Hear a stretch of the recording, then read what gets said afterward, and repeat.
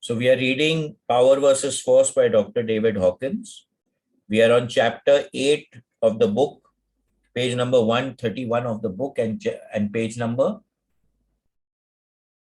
26 of the PDF. Chapter 8, Source of Power. The ultimate object of our investigation is a practical rather than an academic or philosophical understanding, although certain philosophical conclusions can immediately be drawn from even a brief analysis of power and force. From a practical viewpoint, before proceeding, we need to know what is the intrinsic source of power and how it operates. What accounts for its greater strengths? Why is it that force always eventually succumbs to power? So what is the distinction between power and force, right? What makes power more powerful than force at the end of the day? Okay, so this is very important to understand. In this respect, the Constitution of the United States can provide a rewarding study. This document calibrates at about 700. If one goes through it sentence by sentence, the source of its power appears. It is the concept that all men are equal by virtue of the divinity of their creation, and human rights are intrinsic to human creation and therefore inalienable. Interestingly enough, this is the very concept that was the source of Mahatma Gandhi's power. So everything, right? Everything will calibrate at a certain level. And if it is calibrating at a higher level of consciousness, it will always have more power than something which is calibrating at a lower level of consciousness. So in the short term, something which is calibrating lower may hold sway, but ultimately the thing that is more powerful will hold sway in the end result. On examination, we will see that power arises from meaning. It has to do with motive and it has to do with principle. So this becomes important, right? Power arises from meaning and meaning arises from motive. So what is your intent behind what you're doing becomes extremely important. And that is the source. That is what takes you into the level of consciousness that you're operating at. Because the act can be the same and you can do it from different levels of consciousness. Power is always associated with that which supports the significance of life itself. It appeals to that in human nature, which we call noble, in contrast to force, which appeals to that which we call crass. Power appeals to that which uplifts and dignifies, ennobles. Force must always be justified, whereas power requires no justification. Force is associated with the partial, power with the whole. So again, force, when we are using force, will always be on the left side of the grid. It is effortful. You need to justify what you're doing. You need to create, you'll have to force people to do things. But when you operate out of power, it automatically happens. It becomes effortless, right? You are automatically operating at a higher state of consciousness when you're on the right side of the grid, when you're operating out of power. Yesterday, I was watching this movie, Bahubali. I don't know how many of you have watched Bahubali.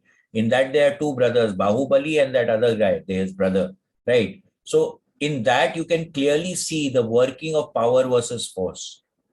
Bahubali is operating out of power and the other guy is operating out of force. He subjugates his subjects. He beats them. He forces them to do stuff. Whereas everyone follows Bahubali independent without him asking, right? Why? Because he's operating at a higher state of consciousness. He's operating out of power and the other guy is operating out of force. Yes, Raghuji? Yeah, 1 minute. Yeah, I think force is also function of the insecurity people have. People are, when they're insecure, they start using force. Absolutely, 101%. Because again, force is individualistic, it operates with ego, whereas power does not operate out of ego, it is holistic. It will always look for the greater good, but force is always looking for your own good, right? So that's why, again, when you're insecure, that's when you look for your own good. But if you are operating out of security, then you're never going to be selfish. You're always looking at what is good for everyone concerned. What is the may the best manifest is the motto of power, but may the best manifest for me is the motto of force.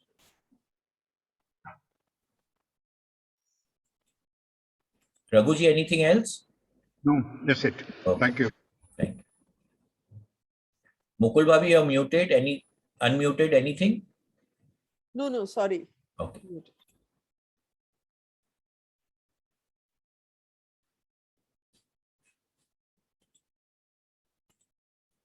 If we analyze the nature of force, it becomes readily apparent why it must always succumb to power. This is in accordance with one of the basic laws of physics. Because force automatically creates counterforce, its effect is limited by definition. So what does this mean? When we apply force, right, Newton's law, every and each action will result in the opposite and equal reaction. So when we apply force, you'll get an equal and opposite reaction. Now, when we look at it from the Celestine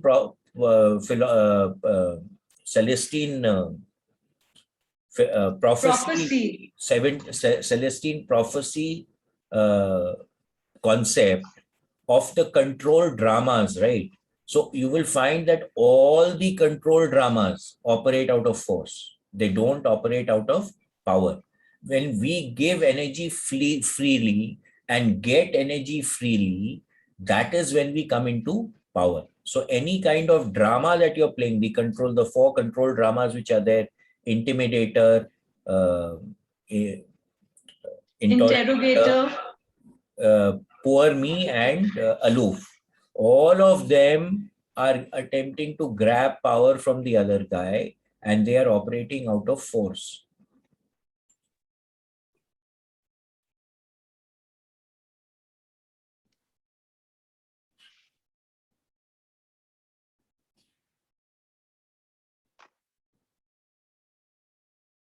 Shimangla? 1 second.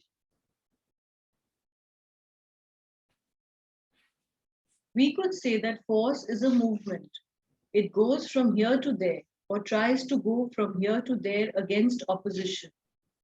Power, on the other hand, is still.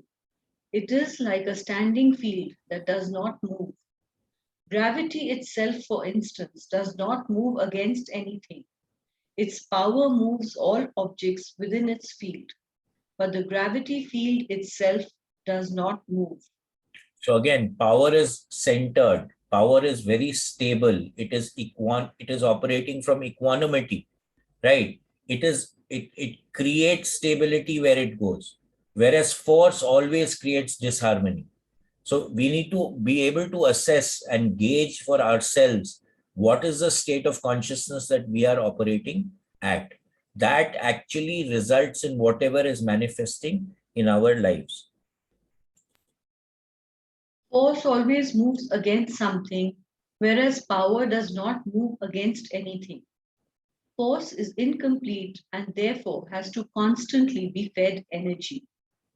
Power is total and complete in itself and requires nothing from outside itself. It makes no demands, it has no needs.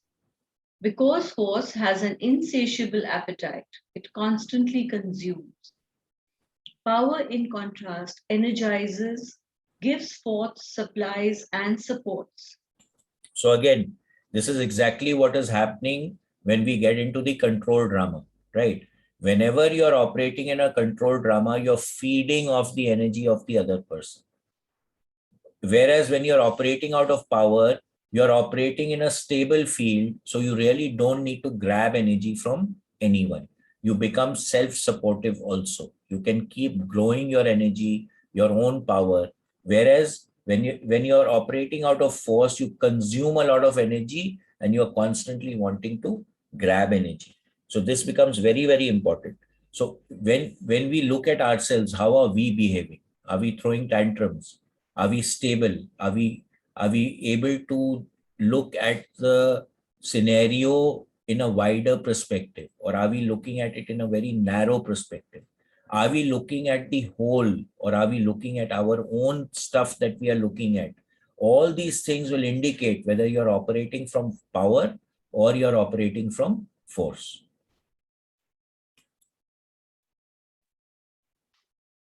Power gives life acid energy. Force takes these away.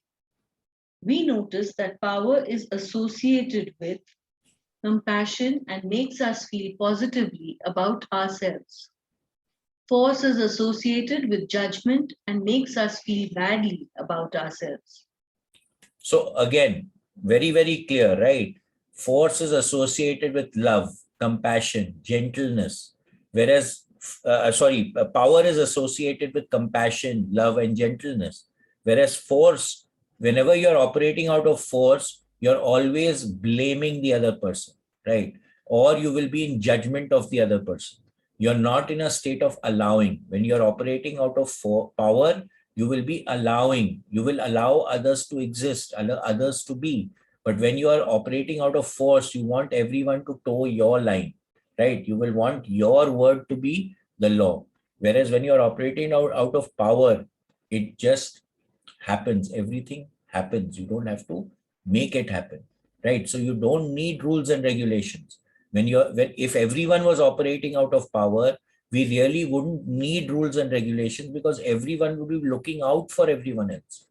You don't need the rules. But when we operate out of force, that is when we need rules and regulations because individuality comes in. As soon as you come into power, you are operating holistically. You're allowing things to happen. You're willing to do for others before yourself.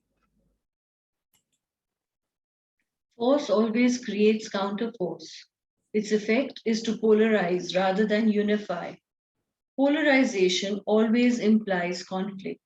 Its cost, therefore, is always high.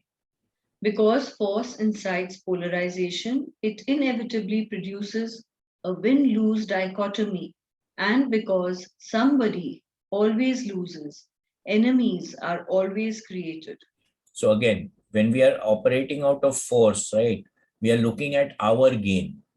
We're not looking at the gain of the whole. So whenever we are looking at our gain, it will always result in someone losing and someone winning. So when we are using the reball, for example, our caveat is win-win situation. May the best manifest. So where do you think we are operating from?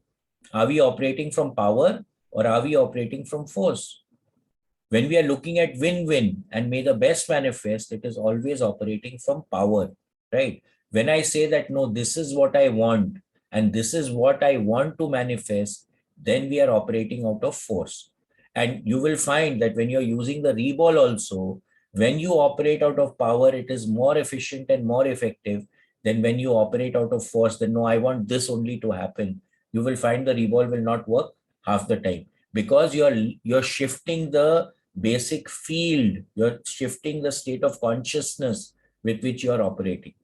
So you will always have an issue, right? And force will always create enemies. Why? Because someone is gaining, someone is losing. Again, when we look at control dramas, what happens? The two caveats, poor me and intimidator.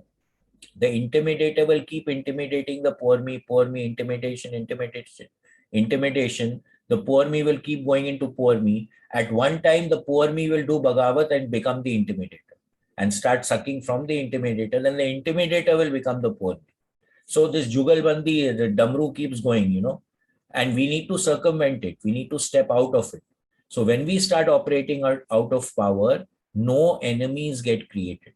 Everyone works in harmony. But when we operate out of force, enemies always get created. Someone loses, someone wins. Someone gets hurt, someone feels all right, right? When we operate out of power, everyone is all right. And that is the state of consciousness that we want to operate at. Force always creates counterforce. In effect, is to polarize rather than unify. Move to the next paragraph. Constantly faced with enemies, force requires constant defense. Defensiveness is costly invariably, whether in the marketplace, politics, or international affairs. So when I want polarization, right, I want something for myself and I want to hold on to it, then I need to protect it, right? If I was operating out of power, then I would freely give it. But when I want to protect something, then I will always have to keep fighting people away from that. So automatically it creates conflict, and it's very expensive affair to really keep protecting yourself all the time. It's not an easy thing, right? So you'll find most highly spiritual people, they freely give everything away. They don't have any possessions that they need to protect, etc. They allow everyone to take everything and they are relaxed. Why? Because they're operating out of power. But you see another person who wants to grab power and keep the power to himself or herself. Constantly they have to be in vigilance that someone will come and take it away from me. I will lose it in some way. I need to keep doing something about it, right? So that makes it very, very energy consuming, right? And it takes up a lot of resources just to protect yourself because you're operating out of force. In looking for the source of power, we have noted that it is associated with meaning, and this meaning has to do with the significance of life itself. Force is concrete, literal, and arguable. It requires proof and support. The sources of power, however, are inarguable and are not subject to proof. The self-evident is not arguable, that health is more important than disease, that life is more important than death, that honor is preferable to dishonor, that faith and trust are preferable to doubt and cynicism, that the constructive is preferable, the destructive, all are self-evident statements not subject to proof. Ultimately, the only thing we can say about a source of power is that it just is. So power operates from a state of being, right? Whereas force operates from a state of doing. So there's a very big difference between the two. Power comes from a stable field. Everything is just happening. When you're operating out of force, you need to do, you need to get things done. It is not happening, right? Power is there. It just is. So you don't need to prove anything. This is, that's it, right? Whereas when you're operating out of force, you're constantly needing to protect your bastion. You're constantly needing to protect your point of view. You're constantly needing to argue to support your case.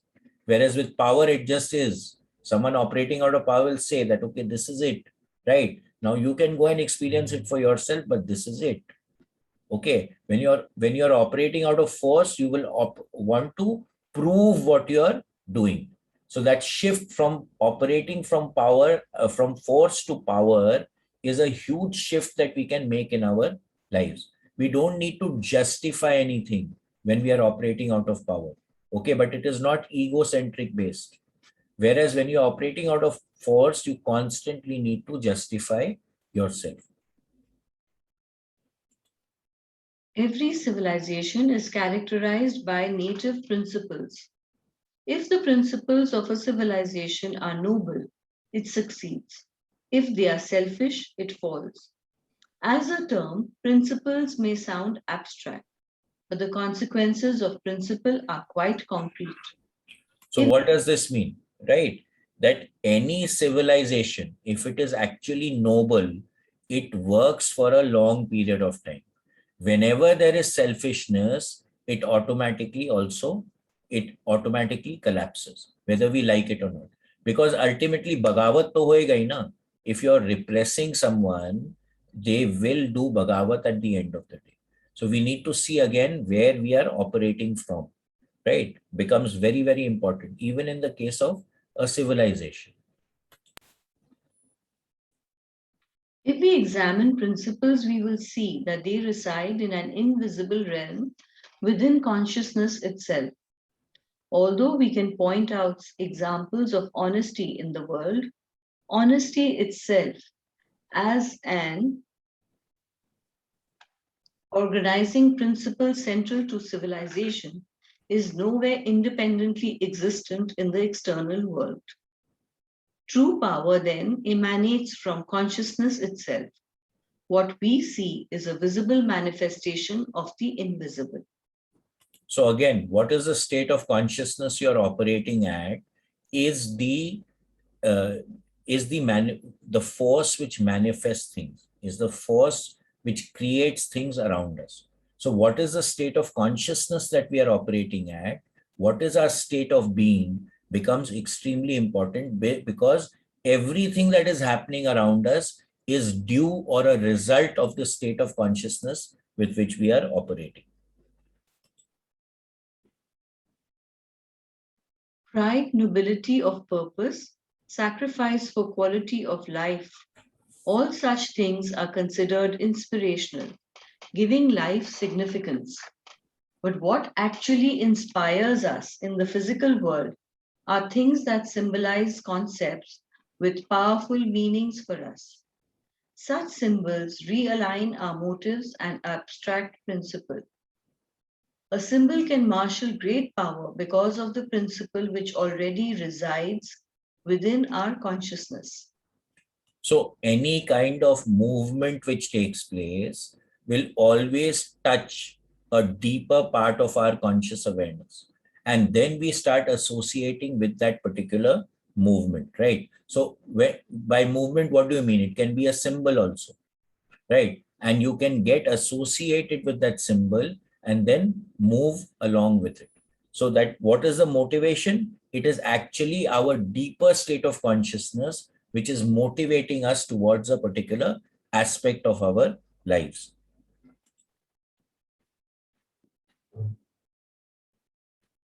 Meaning is so important that when life loses meaning, suicide commonly ensues. When life loses meaning, we first go into depression. When life becomes sufficiently meaningless, we leave it. Force has transient goals. When those goals are reached, there remains the emptiness of meaninglessness. Power, on the other hand, motivates us endlessly. If our lives are dedicated, for instance, to enhancing the welfare of everyone we contact, our lives can never lose meaning. If the purpose of our life, on the other hand, is financial success, what happens after it is attained? This is one of the primary etiologies of depression in middle-aged men and women. So again, if your laksh is driven by force, right, at the end of it, you will always find a depletion. You do not know where you are. You'll find an emptiness. But if your laksh is driven by force, it will continue to have meaning. The meaning will never drop. This is again when we read Ikigai, right? This is basically when you find your Ikigai, you're operating out of power, because you're doing what you are passionate about, you're doing what you are good at, you're doing what something the world needs, and again you can be paid for it, because again you can't live in love on love and fresh air, right? You need to have something, you need to have some resources to live. So if you can find your ikigai, you are operating out of power. But if you've not found your ikigai, then you are ego driven. You're doing something out of a smaller perspective, and that will ultimately always lead to a depressive state, because it is not fulfilling, it is not self-serving, it is not self-starting. You're being motivated by a egoistic or a selfish desire. Whereas when you operate out of power, it starts becoming selfless. You start doing it for the sake of doing it, not for any other reason. But whenever you are operating out of force, there is always a reason behind what you are doing. So it's a state of doing. It's not a state of being, right? When we operate out of power, it's a state of being. When we operate out of force, it's a state of doing.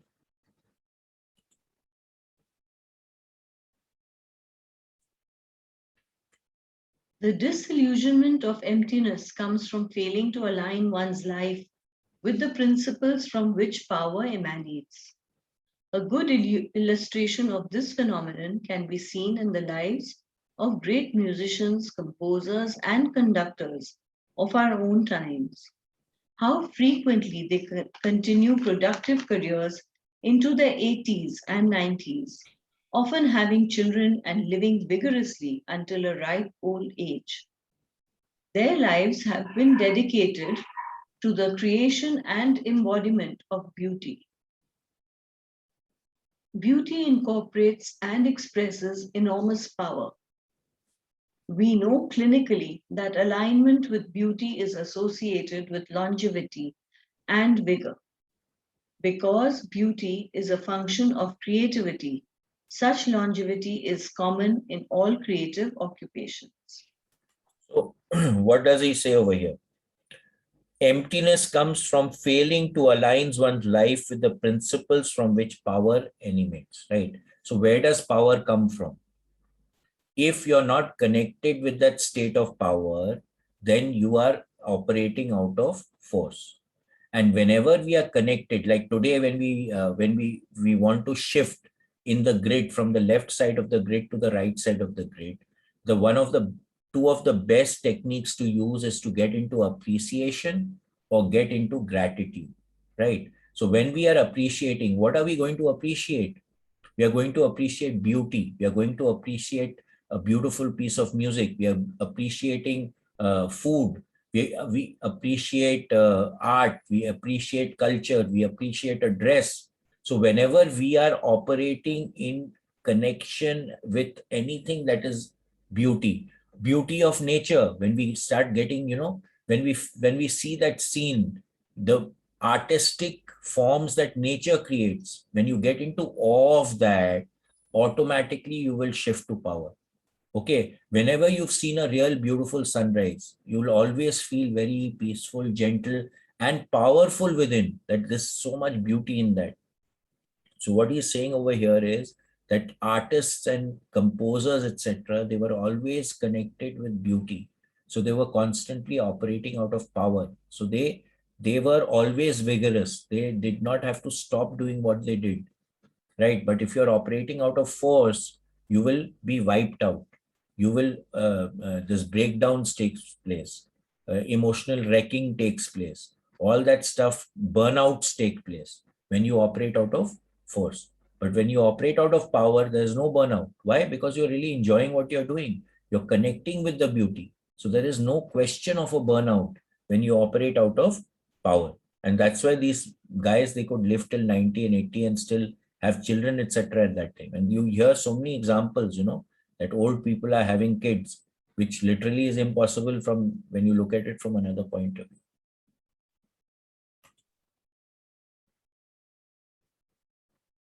The philosophic position of positivism, based on the premise that nothing is real except as it is quantifiable, is endemic to the sciences. The sources of power, however, are invisible and intangible. The sophistry of logical empiricism is clear from its essential premise. To say that nothing is real unless it is measurable is already an abstract position, is it not? This proposition itself is nowhere tangible, visible, or measurable. The argument of tangibility is itself created from the intangible. So everything, whenever anything is created, it is created from nothing, right? And this is something that when they get into quantum physics, they've seen that the quarks appear from nowhere and they go away into nowhere. So where they come from and where they go, people have not understood. So everything that is tangible has an intangible source, right? Today, if a chair is there, someone had to think of making the chair. Only then the chair could come into existence. Otherwise, it would not be in existence. So the intangible is creating the tangible. But what we are looking at is that we are wanting to connect with that intangible field instead of connecting with the tangible, which is operating out of force, which is what he's saying over here. So when we connect with the actual field or the actual energy or the actual power, then it is infallible. It is there. That's it. Matter is over. To say that nothing is real unless it is measurable is already an abstract position, is it not? This proposition itself is nowhere tangible, visible, or measurable. The argument of tangibility is itself created from the intangible. Even were such a position valid, who would want to live without pride, without honor, without love, compassion, or value? Despite the pathetic implications of this argument, let us nevertheless address it. Does power have any tangible basis? Does it proceed exclusively from the undefinable, the mystical, philosophic, spiritual, or abstract? Is there anything more we can know about power that would make sense to those who are oriented only to that left brain world, which, regardless of its computerized sophistication, remains only a system of mechanical measurements? So basically, what is it saying? That force operates from the left brain and power actually has to encompass the whole brain or the right brain, right? And that is what we are going in when we do the Monroe process. We are going into whole brain states. And that's what makes the state very, very powerful.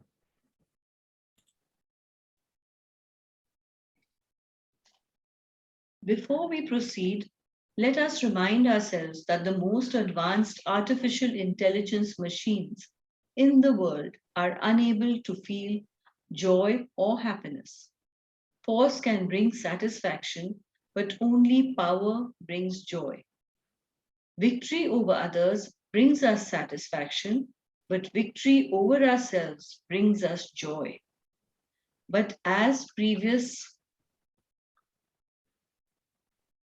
chapters have shown, not only can these qualities now be measured, they can be accurately calibrated. To make this fact more comprehensible to reason, let us continue our tour through some easily understood concepts from advanced theoretical physics. So again, only power can bring us joy.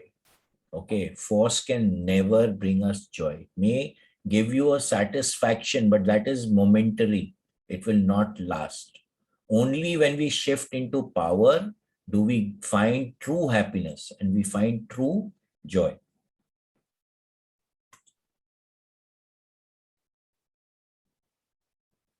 We need not be intimidated by these concepts. To the contrary, the implications for daily life, though profound, are quite simple. We don't have to understand the molecular structure of rubber in order to benefit from having tires on our cars, though their proofs may be complex. Einstein's theory of relativity, Bell's theorem, and so on can all be stated in a few easily understandable sentences. So the basic idea is keep it simple. Several recently defined concepts have relevance in understanding of the nature of power. One is physicist David Bohm's theory that states there is both a visible and an invisible universe. This idea should not be daunting.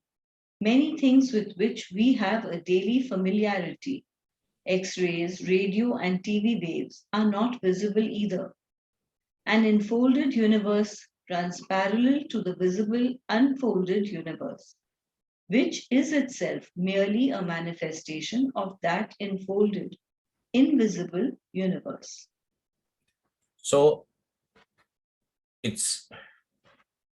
it's the concept of potential energy versus kinetic energy. Okay. So over here he is saying unfolded universe is what we have not yet experienced, and infolded experience is what is at the bottom, the infolded, and the unfolded is what we are experiencing. So when you look at energy also, potential energy has the potential to move, right? So coal has potential energy. Steam has kinetic energy, which you can actually use and you can move things with it.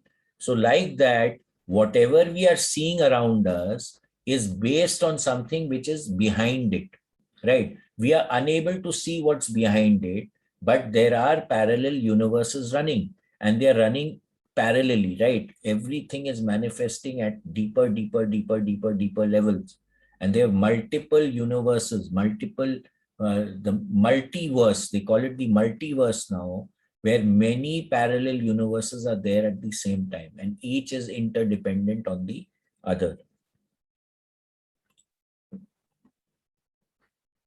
Thus, for instance, did the idea of building the world's tallest building, marshal support, and eventually result in an invisible concept, becoming the Empire State Building in the visible world.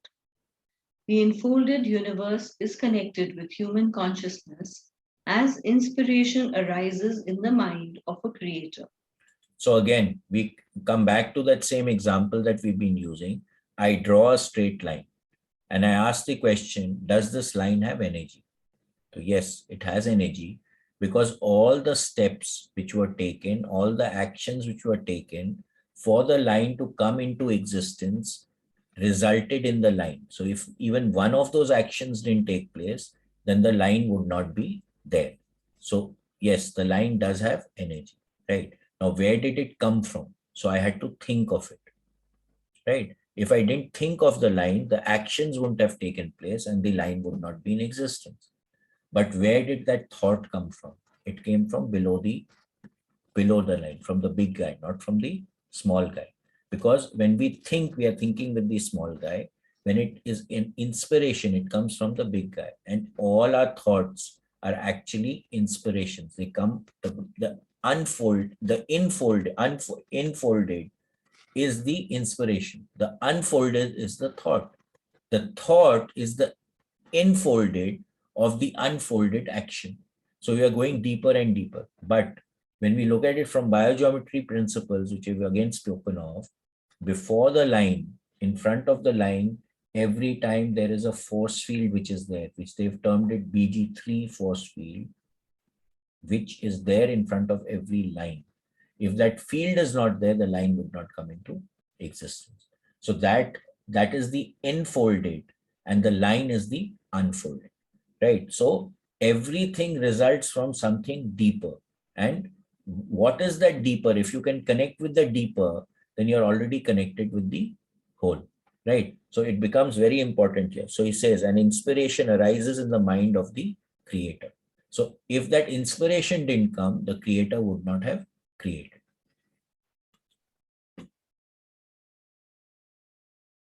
Did you say enfolded and? It's EN, enfolded and unfolded. Okay, So unfolded is what you're experiencing, right? Okay, Enfolded is what is behind it. So it's also related with the explicit universe, explicit and the implicit. So what is implicit is behind the explicit. The explicit is what we are seeing, which is the unfolded, UN, right? The implicit is the EN, the enfolded. See. Okay, see.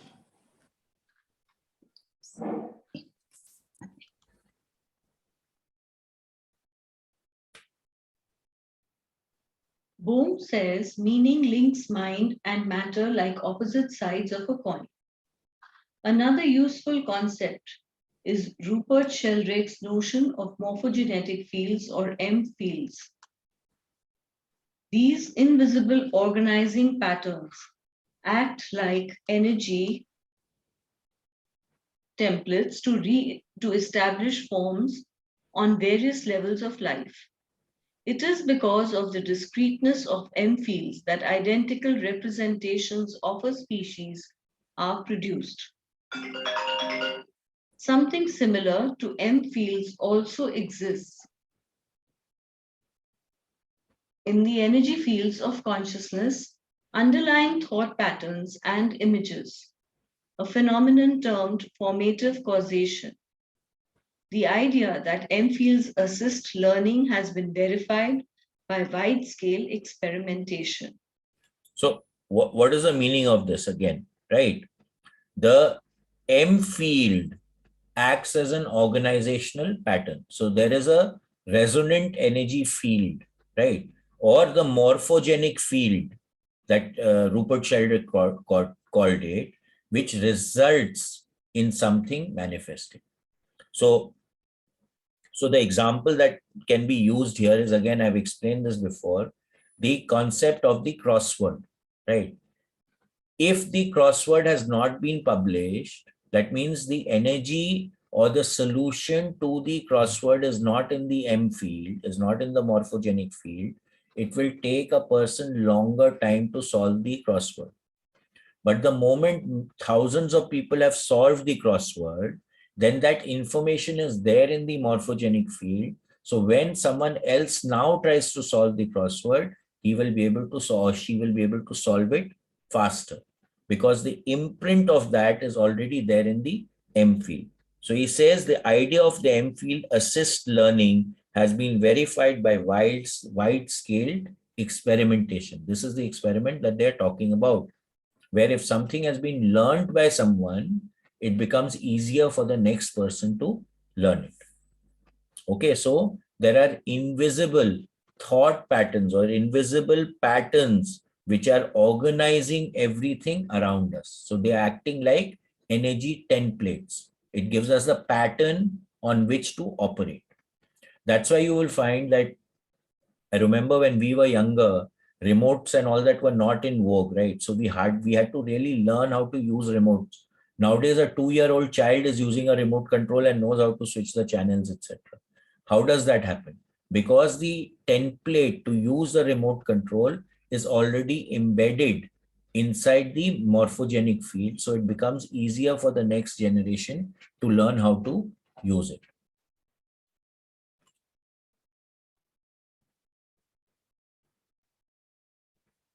When Roger Bannister broke the 4-minute mile, he created a new M field.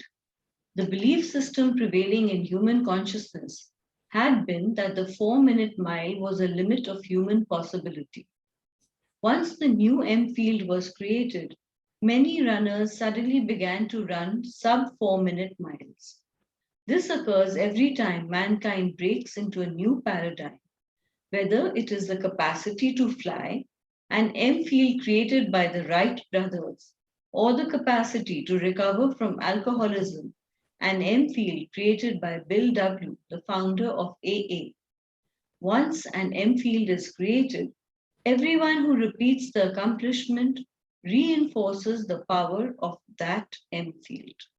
So again, we come back to belief systems, right? We believe that something cannot be achieved, so it becomes difficult for anyone to achieve it. Now, if even one person achieves it, now we say, no, it's possible.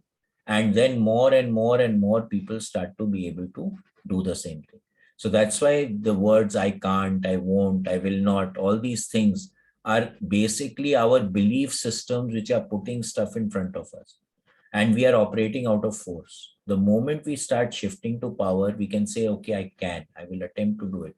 We create a shift, we create a rift in the belief system, and then we can transcend our belief system, which actually holds us back. So the example given here is the 4-minute mile. For decades, that 4 people could not run the mile in 4 minutes. And once it was broken by Roger Bannister, multiple people started breaking it. It's the same thing which happened with the 10-second 100 meters, right? No one was being able to break it. Then I don't remember who broke it, but one person broke it. Now there are umpteen people who are breaking the 10-second barrier for running 100 meters. So like that, as soon as a record is broken, we create another M field. We say that, okay, this is now possible. So more and more people come closer and closer and closer to that objective that has been achieved by a particular person. And then as more people do it, we keep reinforcing that field.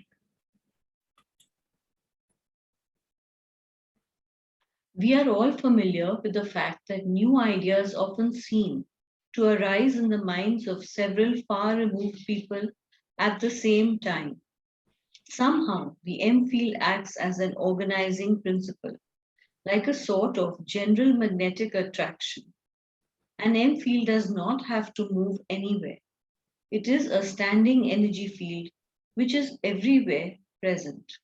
Once it is created, it exists as a universally available pattern throughout the invisible universe. So you'll find that, in the world, many people start investigating on the same thing at the same time. How does that happen? It happens through the morphogenic field. It acts like an organizing principle. It acts like a stimulant. It acts like a motivator. It creates the pattern for something to manifest. So everything gets organized in that M field or that morphogenic field. And it's everywhere, right? You don't have to go to it. It's simply there. That's it.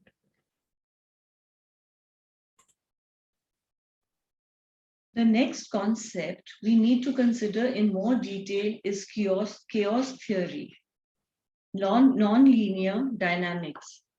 Its first application was in the prediction of weather, the study of which over the centuries had established the consensus that there was no definable, predictable mathematical pattern to weather, just as it had also been determined that there was no mathematical way to prove when a dripping faucet will drip, or even to explain how a droplet is formed.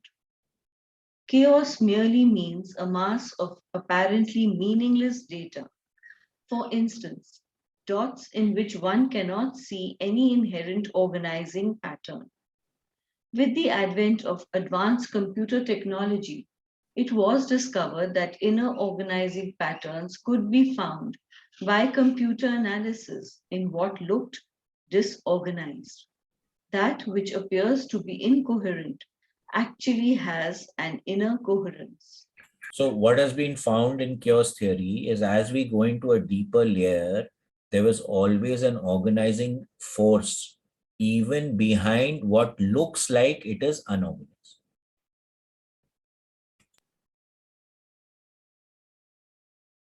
Such analysis revealed patterns which often look like the figure 8, folded back upon itself, frequently with a funnel effect, so that the graphic itself has a repeatable geometric configuration. What science has realized is what mystics have claimed throughout the centuries, that the universe is indeed coherent, unified, and organized around unifying patterns.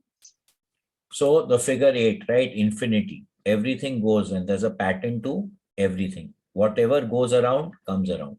And there is a unifying principle. There is a philosophy. There is a theory with which the entire universe works. We may not be consciously aware of it, but the pattern automatically exists, right? So that is what connects infinity with the zero.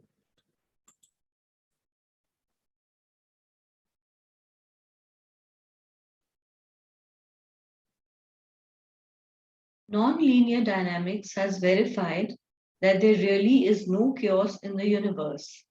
The appearance of disorder is merely a function of limits of perception. This came as a disturbing revelation to left brain people, but seemed self-evident to right brain types. Creative people merely write, paint, sculpt, or design what they already see within their own minds. We don't dance from logic, we dance from feeling patterns. So again, everything is organized, right? But when we look at it from the left brain perception, it is limited by its own perception. So things may seem disorganized to a left brain oriented person, which seems pretty logical and totally evident to a right brain person. That is why we say that once you've attended the excursion workshop, one of the statements that you will find yourself making is, I told you so. Because when you go into a whole brain state, you automatically start seeing the bigger picture and you're already putting it. But the left brain person who's in front of you cannot see the bigger picture, so they will not understand what you're talking about. But ultimately, through elimination, they will come to the same principle that you are talking about. So seeing the bigger picture, that is what he's saying, that the creative people see something already in their mind and then they just bring it out. So the sculptor, he sees that piece of marble and he already sees the murti, he sees the statue inside the marble. He just chips away what is not required. Most of the musicians, the great musicians, always say, I heard the music in my head, right? And then they bring it out into the open. So the enfolded makes it unfolded. The implicit is making it explicit because they are connecting into that broader state or broader state or higher state of conscious awareness. The accepted chain of causality, as commonly understood in the basic sciences, occurs as the sequence A, B, C.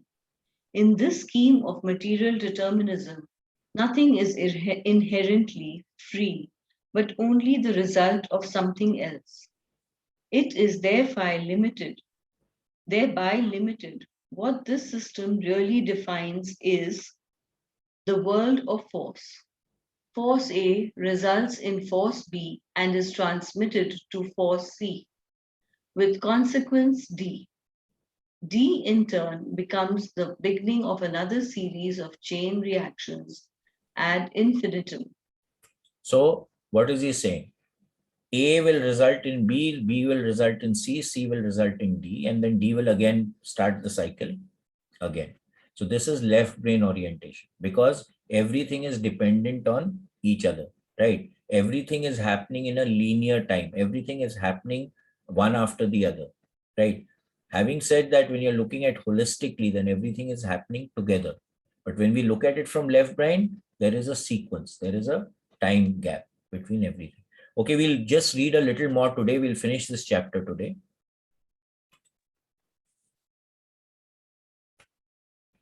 This is the left brain world, mundane and predictable. It is the limited paradigm from which the conventional sciences operate.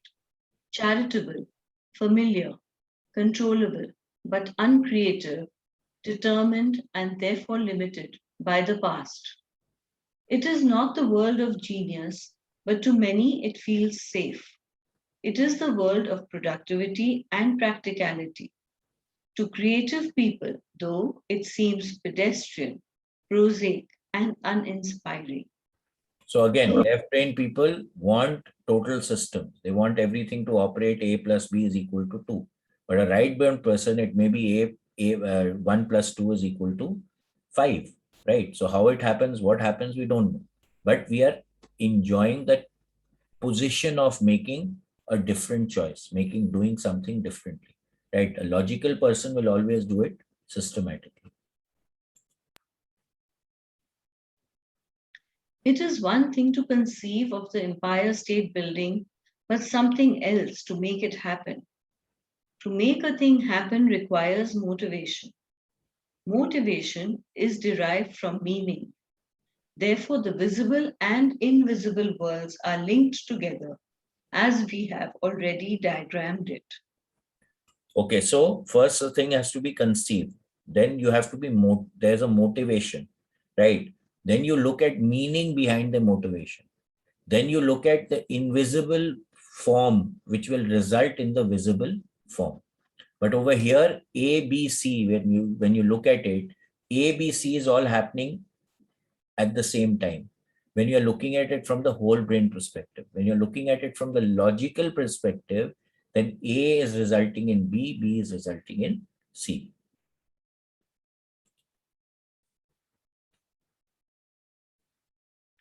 Here we see that the concept ABC, which is within the invisible, enfolded universe, will activate emergence into the visible world to result in A is to B is to C.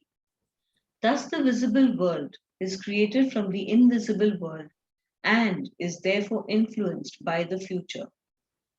The capacity of the invisible concept to materialize is based on the power of the original concept itself. We might say that the right brain gets the pattern and the left brain makes it visible. An ABC may be either a high energy attractor or a low energy attractor. Certain concepts and values apparently have much greater power than others. Thus far, science has only defined that attractors may have either high energy or low energy. So again, what is the state of consciousness with which we are operating, right? Whether we are operating from a higher state of consciousness or a lower state of consciousness.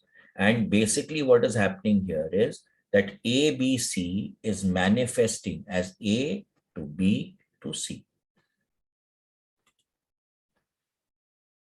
Simply stated, powerful attractor patterns make us go strong, and weak patterns make us go weak. Some ideas are so weakening that merely holding them in mind makes a test. Subject unable to keep up his arm at all. Other concepts are so powerful that when they are held in mind, it is impossible to force down the subject's arm with any amount of exertion. Okay, so a nice example of this would be when Angad went, the story of Angad, when he went to the court of Ravan and he put his foot down and no one could move his foot. So again, over here, what is it saying? That when you're operating out of power, when you're operating out of a noble cause, you automatically become stronger. When you're operating out of a weaker cause, you automatically become weaker. Right. So even thinking of a person who is depleting you will make you weak. That is the basic idea. That's why, again, it becomes very important for us to watch our thoughts. What are we thinking? How are we operating? When are we thinking? What are we thinking? Why are we thinking? All these things we need to be aware of.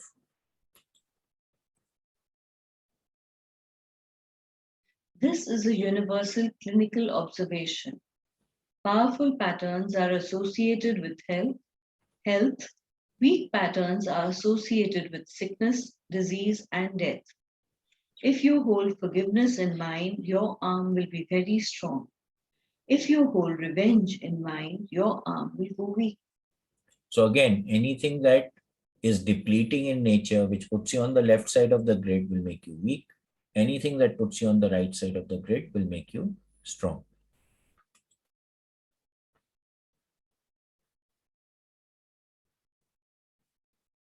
Power is that which makes you go strong. Force makes you go weak. Love, compassion, and forgiveness, which maybe some be mistakenly thought of as submissive, are in fact profoundly empowering. Revenge, judgmentalism, and condemnation, on the other hand, inevitably make you go weak. Therefore, regardless of moral righteousness, it is a simple clinical fact that in the long run, the weak cannot prevail against the strong. That which is weak falls of its own accord. So anything that puts you on the left side of the grid will not result in manifestation. It is ultimately going to make you weak. So when you see revenge, left side, judgmentalism, left side, condemnation, left side, okay, love, compassion, forgiveness, always on the right side. So anything that is uplifting puts you into power. Anything that is depleting puts you into force and on the left side of the grid. Individuals of great power throughout human history have been those who have totally aligned themselves with powerful attractors. Again and again, they have stated that the power they manifested was not of themselves. Each has attributed the source of the power to something greater than himself. So now this is the hallmark of people who operate out of power. They will say that it happened. Someone else was there. I had the blessing. I did not do it. Everyone did it, right?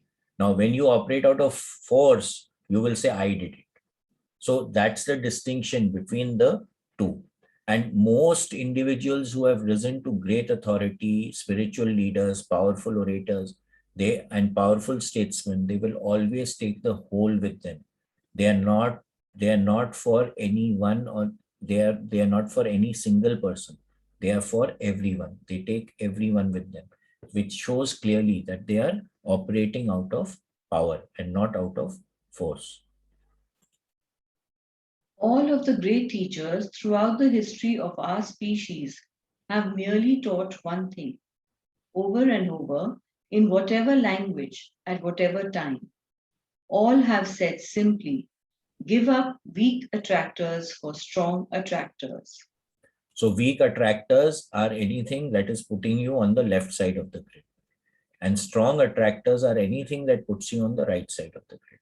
And it's very simple. We need to drop anything that puts us on the left side of the grid. This is something that I've learned and I've been practicing also, that anything that takes me on the left side, I will consciously make an attempt to drop it and get it out of my system so that I don't remain on the left side of the grid. Okay, it's extremely important. And the grid is so simple. In fact, we have the Resilience Advantage program coming up on the 7th, which is where the resilience grid comes from. And you get many more tools. You understand the basis of what is happening. So if any one of you have not done the Resilience Advantage program, I would seriously, it's a certified program from the Institute of Heart Math. I would seriously recommend that you all join that program. Of course, it's already, the list has already been put on the virtual groups. If you all need any more information, connect with Gargi or me, and we will give you the information. In examining these attractors, we will notice that some weak patterns tend to imitate, in form only, more powerful patterns. These we call imitators. Thus, the German people under the Third Reich were deceived by patriotism because they thought it was patriotism. The demagogue or the zealot tries to sell us imitators as the real thing. Demagogues, to this end, always put forth a great deal of rhetoric. Those who move from power need say very little. Okay, so again, imitators, right? They imitate a powerful attractor field so that you get incited to follow them. But the difference is that when you are creating a full field, you're operating out of a powerful attractor field, then you don't need to say too much. You will find highly spiritual people don't say too much, right? They don't go around giving all shouting and screaming and all that stuff. They don't do. When you're operating out of force, then you need to do all that. When you're operating from a weaker force. But if you're operating from a strong force, then you will find that gentleness, compassion, caring, love, all these factors start to come into the picture. So you don't need to shout and scream from the top of the roofs. It automatically starts to happen. And there is gentleness in what happens. There is no aggression involved. There is no selfishness involved in that entire process. Okay, I think we can stop here.